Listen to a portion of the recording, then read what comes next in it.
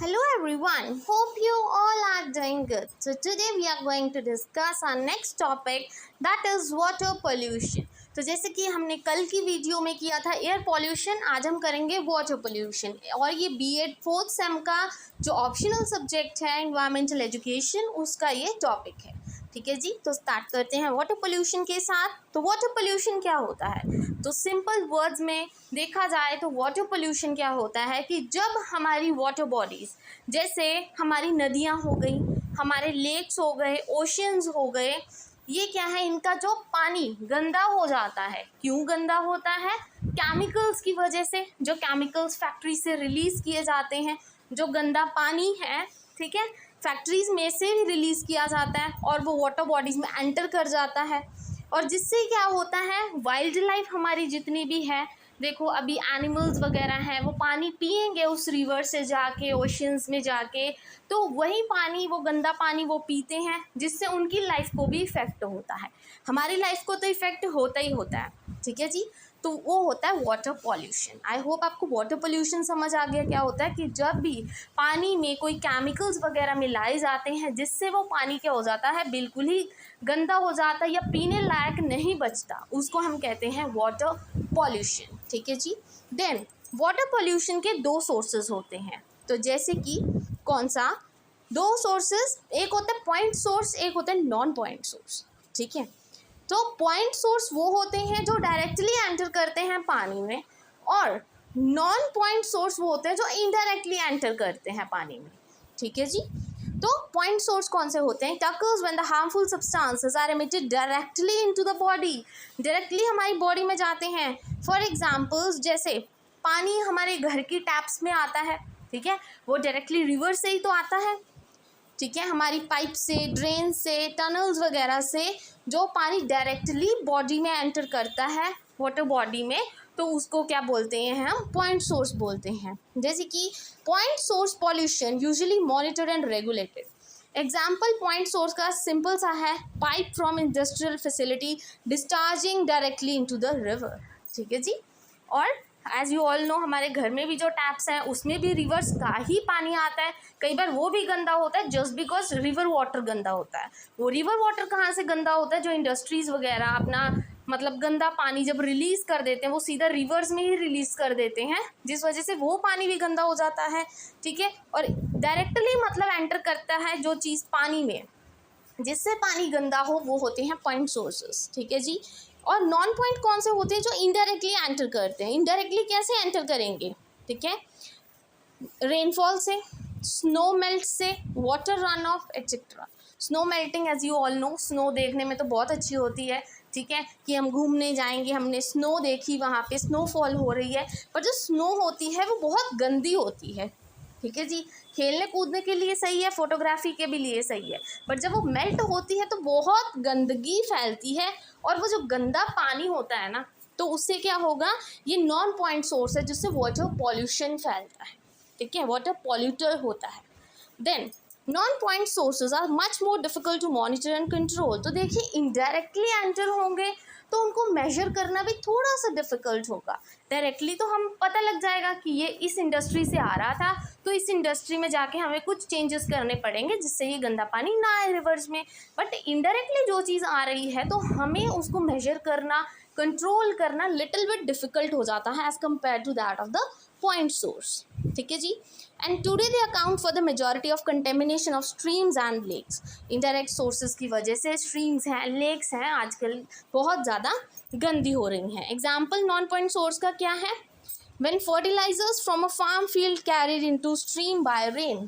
ठीक है, जो खाद वगैरह हम यूज़ करते हैं, फर्टिलाइजर्स, इंसेक्टिसाइड्स, पेस्टिसाइड्स, ठीक है, खेती बाड़ी में हम यूज़ करते हैं, तो जब एकदम से बारिश होती है तो आपने देखा होगा मिट्टी के साथ साथ वो फर्टिलाइज़र्स भी बहते चले जाते हैं और वो रिवर्स में एंटर हो जाते हैं। उससे क्या होता है, वो रिवर वाटर भी पॉल्यूट हो जाता है। ठीक है, वाटर रन ऑफ बोलते हैं हम उसे।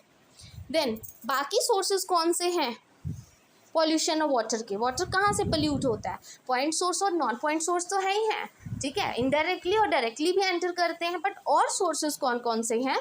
जैसे ऑयल्स हो गया, गैसोलीन हो गया, also contribute to water pollution that is caused by oil spills as well as by drips. तो आपने देखा होगा जो ऑयल स्पिलिंग वगैरह होती है, कई बार पानी के ऊपर आपने नदियों में भी देखा होगा किसी ने मतलब ऑयल टैंक्स होते हैं, ठीक है, कई बार वो उलट जाते हैं जिस वजह से वो रिवर्स वगैरह क्या होती हैं बिल्कुल तेल से भरी हो जाती है, एक तरह से वाटर तो दिखता ही नहीं है, ठीक है। तो वो भी क्या है, एक तरह से वाटर पोल्यूशन का ही सोर्स है।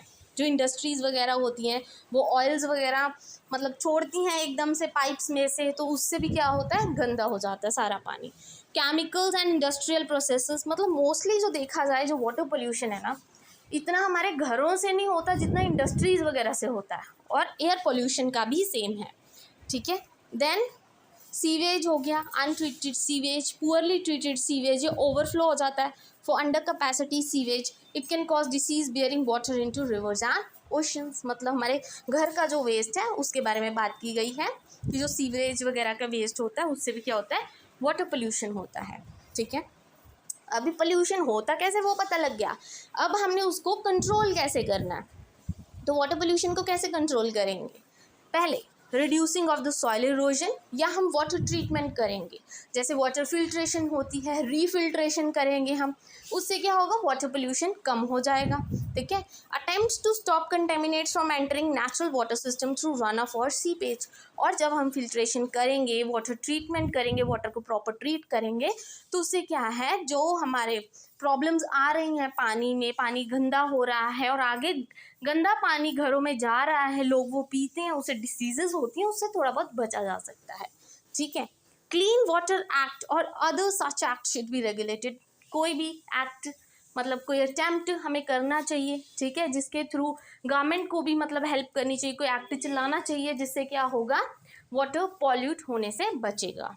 Then reducing the amount of sediments in water, ठीक है, वाटर में सेडिमेंट्स ऐड करना, सॉल्ट्स वगैरह, ठीक है, ऑयलिंग हो गई, ये सब मतलब ऐड करना कम करना चाहिए, ठीक है। Then utility companies have improve the control in the treatment plants and fixed broken pipes etcetera, ठीक है, कोई ब्रोकन पाइप्स है तो यूटिलिटी वालों ने तो उसको ठीक कर दिया है, बट अभी आपको भी कैसे कंट्रोल करना है, तो आप भी थोड़े मेजर्स कर सकते हैं। Then reducing the amount of sewage and chemical detergent reduce into water supplies, तो अब हम बर्तन धोते हैं, अपने कपड़े धोते हैं, तो डिटर्जेंट जो वेस्ट होता है, पानी होता है, वो रिवर्स में ही तो सीधा एंटर करता है जाके, ठीक है, तो वो भी हमें क्या करना चाहिए, कम से कम करना चाहिए। अब उसके बाद last that is effects, control तो हमने कर लिया, बट इसके क्या क्या इफेक्ट्स होते हैं। First, water pollution drastically effect aquatic life, तो देखिए ये तो पता ही है, मछली होती है, ठीक है, वहाँ पे पानी में फिशेस और बहुत सारे एक्वेटिक एनिमल्स होते हैं, पानी गंदा होगा, वो उसी पानी को पिएंगे, उसी पानी में रहेंगे, तो उनकी लाइफ भी बहुत कम होगी, ठीक है, उनको भी लाइफ हज़ार्ड्स तो होंगे ही होंगे, ठीक है, डिसीजेस भी हो सकती है। और फर्दर जो नॉन वेजिटेरियन होते हैं, जैसे कि फिशेस अगर सही नहीं होंगी, आगे जाके वो नॉन वेजिटेरियन बंदा उसको खा रहा है, वो भी तो उस बंदे की बॉडी में कैसे ना कैसे एंटर कर ही रहा है वो चीज़, ठीक है, तो इससे क्या है, इंसान को तो हार्म, जानवर को तो है ही हार्मफुल, बट वो ह्यूमंस के लिए भी हार्मफुल है, ठीक है जी। Then effect of water pollution can have huge impact on water food chain, sorry, ठीक है, फूड चेन है, तो एज यू ऑल नो कि हमें पता है फूड चेन क्या होती है, सिंपल, पहले ग्रास होता है, डियर उसको खाता है, मतलब ये चेन चलती रहती है, बट अगर चेन में से आप एक भी चेन हटा दोगे तो सारी फूड चेन क्या हो जाएगी, खराब हो जाएगी, ठीक है। And the last effect is humans are affected by pollution and can contract the diseases such as hepatitis, ठीक है, कौन से डिसीजेस हो सकती हैं, हेपेटाइटिस हो सकती है through faecal matter in water sources, poor water treatment and contaminated water can cause infectious diseases like cholera, so as you all know poor water treatment, properly treat नहीं करोगे तो आपको पता होगा कई बार आपके घर के आसपास जो नालियाँ होती हैं उसमें गंदा पानी ही रहता है, मच्छर वगैरह उसमें आ जाते हैं, जिससे क्या बीमारियां फैलने का डर बहुत ज़्यादा होता है, मस्कीटोज होते हैं जो, ठीक है, कॉलेरा फैलाते हैं, टाइफाइड फैलाते हैं, तो ये सब चीज़ें गंदे पानी से ही होती हैं, ठीक है। And last, then ecosystem can critically affected, modified and destructed because of water pollution. Ecosystem को तो इफेक्ट होता ही है, ecosystem as you all know living plus non living thing, सभी को इफेक्ट होगा ही होगा, ठीक है जी। And I hope today's video is useful for you. Thank you very much and please don't forget to like and subscribe my channel.